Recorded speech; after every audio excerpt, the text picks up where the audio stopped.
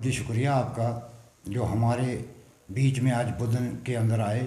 हमारे गरीब लोगों की जो फरियाद है उसको सुन के कहीं और बाला अफसरों तक पहुंचाएंगे। बदनसीबी ये है हमारी आवाम की कि नियाबत बुधन में है और तहसील हमारी थ्रू है, सब डिवीज़न हमारा जो है एसडीएम साहब उधर माड़ी में बैठते हैं जो इसके कंट्रोल सारा कुछ है। लेकिन बदनसीबी ये है कि हमारी नियाबत बुधन है, नायब तहसीलदार साहब हमारे ना थोरो ना दरमाड़ी, तो कैंठी वाले को एडिशनल चार्ज है।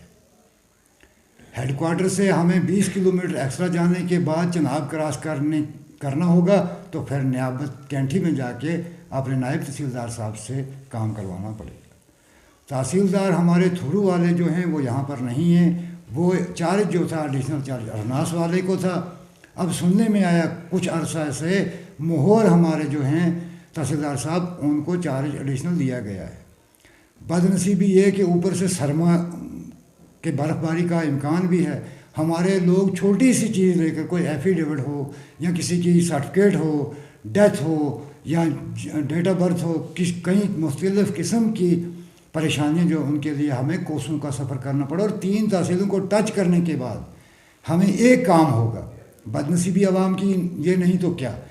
मैं डिप्टी कमिश्नर रियासी से एलजी साहब तक ये अपनी आवाज़ पहुंचाना चाहता हूं मीडिया के वसालत से कि इन गरीब लोगों के ऊपर भी रहम करम किया जाए, ताकि इन लोगों को भी अपनी जगह नायब तहसीलदार साहब जो हों तो वो अपनी नियाबत में मिलें, ताकि इन लोगों को दरबदर की ठोकरें खानी ना पड़े। वैकेंट पोस्ट नायब तहसीलदार की 6 महीने से लगभग डीसी साहब आए थे उसके बाद, जबकि हमारे डिप्टी कमिश्नर साहब डोडा से रियासी में आए, हर जगह उथल पुथल हुई। कुछ दिन यहाँ पर परमानेंट आए, उन्होंने ट्रांसफ़र करवाई, वो चला गए।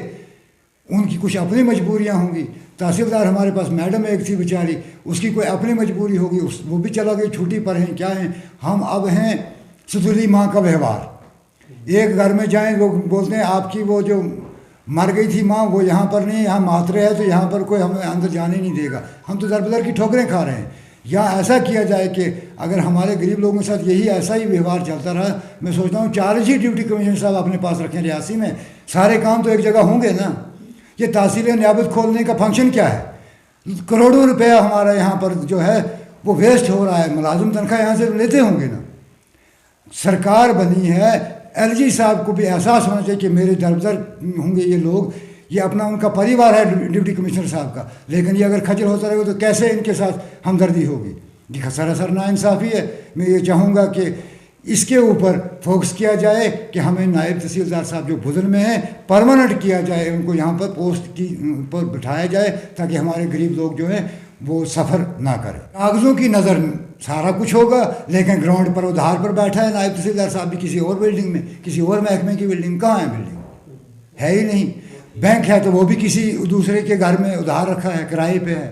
तहसीलदार साहब आएंगे तो वो भी किसी मतलब सरकारी बिल्डिंग दूसरी है अवेलेबल, उसमें बैठते हैं। किसी भी महकमे की बात ले लो, यहाँ पर बोलना क़यामत हो चुका है। क्योंकि हमारे जो अब बोलने वाले लोग थे वो ये सोच के बोलते हैं कि हमें अफसर नाराज़ होंगे, लेकिन ये नहीं समझते अफसर नाराज़ नहीं, अफसर खुश होंगे जब उनको पोस्ट पे बैठना पड़ेगा, उन पर लोड कम हो जाएगा। अगर यहाँ से सारे नियाबत के लोग चला जाएं कैंठी में, वहाँ पर जगह ही नहीं मिलेगी। हर घर में तो 10 चीज़ें हैं, वो कैसे हैंडल कर पाएंगे वहाँ से? ये परेशान हाल हैं लोग। इसीलिए मैंने प्रेस कॉन्फ्रेंस देने का मेरा यही मकसद था कि हमारे अफसरों तक ये बात पहुँचे, कम से कम इन गरीब लोगों का कोई हल निकले।